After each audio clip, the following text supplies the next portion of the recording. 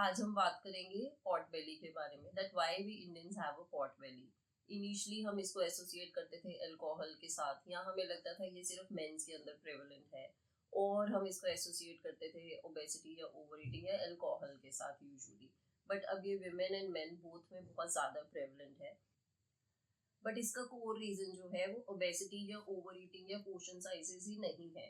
There is a some different diet which we Indian followed comparative to the western diets.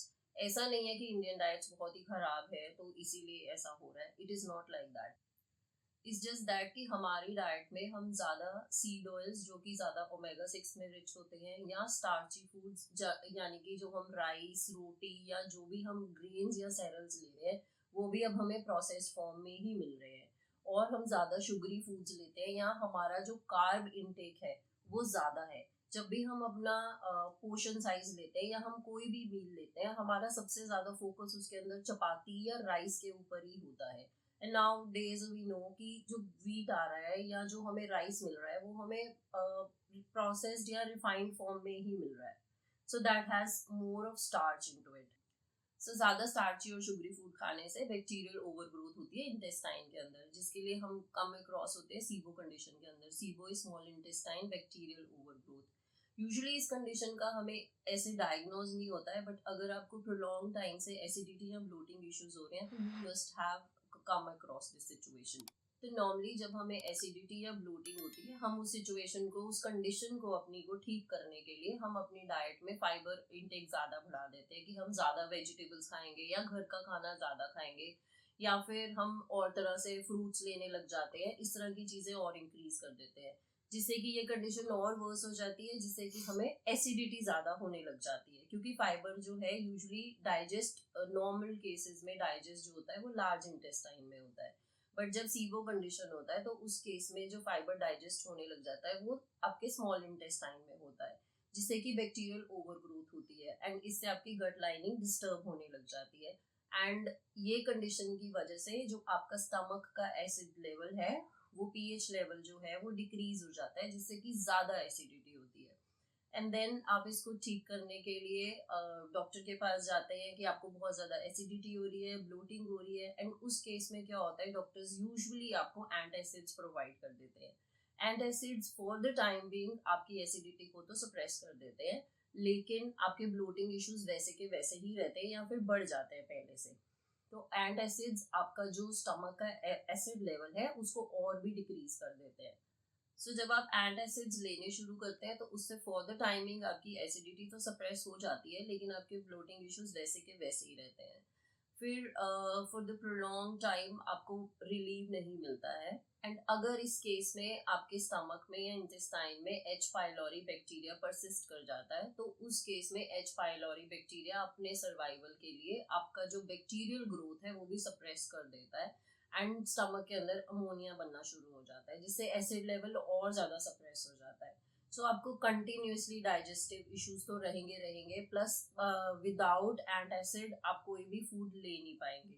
So now अब आप इसको ठीक कैसे कर सकते हैं, क्योंकि जो भी तरीके आप इसको ठीक करने के लिए लगाते हैं, यानी कोई भी आप वेजिटेबल्स इनटेक कर रहे हैं या कोई फाइबर इनटेक कर रहे हैं, सो उससे क्या होता है, ये कंडीशन और वर्स्ट हो जाती है। सबसे पहले तो आपको ये देखना है कि आप जो भी फूड इनटेक ले रहे हो, आपको उन फूड्स को अच्छे से इवेल्युएट करना है अपनी बॉडी के साथ। जब भी आप कोई भी फूड खा रहे हो, आपको ये देखना है कि आपको उस फूड से अगर कोई भी ब्लोटिंग या डिस्कम्फर्ट या इनडाइजेशन हो रहा है तो आपको वो फूड अपने फूड ग्रुप से एलिमिनेट करना होगा। चाहे वो फूड आपको सुपर फूड ही लग रहा हो, या वो फूड कितना ही अच्छा क्यों नहीं है, लेकिन आपको अगर सूट नहीं कर रहा तो वो आपके लिए नहीं है। आपको अपने डाइटरी पैटर्न में से उसको एलिमिनेट करना पड़ेगा। वो फूड कुछ भी हो सकता है, वो कोई भी वेजिटेबल हो सकती है, कोई फाइबर हो सकता है, कोई ग्रेन हो सकता है, कोई भी सीड ऑयल हो सकता है, या कोई भी आपके फ्रूट्स हो सकते हैं। सो सेकेंडली, इंटरमिटेंट फास्टिंग आपके लिए हेल्पफुल हो सकती है। तो उस केस में अगर आप कोई meals between the main meals ले रहे हैं, आप उनको अवॉइड कर सकते हैं, या फिर आप अपने पोर्शन साइजेस को रिड्यूस कर सकते हो। इनिशियली इंटरमिटेंट फास्टिंग इंट्रोड्यूस कर सकते हो आप, लाइक अर्ली डिनर्स करके, थोड़ा सा अपना ब्रेकफास्ट जो है 1 आवर लेट करके, तो उससे क्या होगा, इंटरमिटेंट फास्टिंग आप कर सकते हो, and then that will helpful. In some cases I have seen eliminating milk और the milk products from the diet may help the condition. So आप मिल्क और मिल्क प्रोडक्ट्स को अवॉइड कर सकते हो। ऑल्दो कर्ड है या लस्सी है, ये आपको हेल्पफुल रहेगा डाइजेशन बेटर करने के लिए। देन थर्डली, आपको जो भी रिफाइंड या प्रोसेस ग्रेन्स या सेरल्स आप ले रहे हैं, आपको उनको अवॉइड करना होगा, चाहे वो आपके रिफाइंड राइस हैं या फिर रिफाइंड व्हीट है। किसी भी फॉर्म में आप कोई भी रिफाइंड ऑयल या ग्रेन ले रहे हैं, आपको उनको अवॉइड करना बेटर रहेगा। सो इनिशियली इस कंडीशन के लिए आप ग्लूटेन को अवॉइड कर सकते हैं, या फिर कोई इजीली डाइजेस्टेड सेरल्स ले सकते हैं, जैसे कि आप सवाक का राइस ले सकते हैं, या सवाक का रोटी ले सकते हैं, अमरंथ का रोटी ले सकते हैं।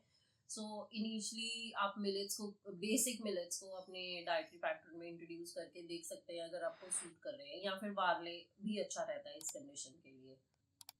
सो इस केस में आपको रिफाइंड और प्रोसेस कार्बोहाइड्रेट्स को अवॉइड करना है। देन उसके लिए आप कुछ हेल्दी फैट्स इंट्रोड्यूस कर सकते हैं। Avocados are easy to digest in this condition, तो वो आराम से आपको डाइजेस्ट हो जाएंगे, आप उनको इंट्रोड्यूस कर सकते हैं। या फिर आप ग्रीसिंग के लिए, चपाती की ग्रीसिंग के लिए देसी घी को इस्तेमाल कर सकते हैं। तो इस तरह के कुछ हेल्दी फैट्स हैं जो आप अपनी डाइटरी रिजीम में डाल सकते हैं। देन आपको प्रोटीन्स इंट्रोड्यूस करने होंगे अपनी डाइटरी इनटेक में। मोस्ट लाइकली आप जो वेजिटेरियन सोर्सेज ऑफ प्रोटीन्स हैं, वो आपको हो सकता है कि इनिशियली आपको इंडाइजेशन या फिर एसिडिटी या फिर ब्लोटिंग इश्यूज दे, तो आप इनिशियली एग या फिश के फॉर्म में इंट्रोड्यूस कर सकते हैं प्रोटीन्स अपनी गट हेल्थ को रिपेयर करने के लिए। बट अगर आप वेजिटेरियन हैं एंड एग या फिश नहीं लेते हैं, तो उस केस में आप ग्लूटामिन का सप्लीमेंट इंट्रोड्यूस कर सकते हैं, जिससे कि आपकी गट लाइनिंग हेल्थ इंप्रूव हो सकती है। देन इसके लिए आपका एक बीटेन हाइड्रोक्लोराइड सप्लीमेंट है, आप उसको भी कंसिडर कर सकते हैं, जिससे कि आपका जो स्टमक का एसिड है या पीएच लेवल है वो मेंटेन रहता है। वैसे तो इंडियन मार्केट में आपको जेनरिक नेम से नहीं मिलेगा ये, बट कुछ कंपनीज में जैसे कि सुपर एंजाइम या फिर गुड एंजाइम के की कॉम्पोजिशन में बीटेन हाइड्रोक्लोराइड है, तो आप उसको कंसिडर कर सकते हैं। I hope this information is helpful for you, और post your queries in the comment section. Thank you.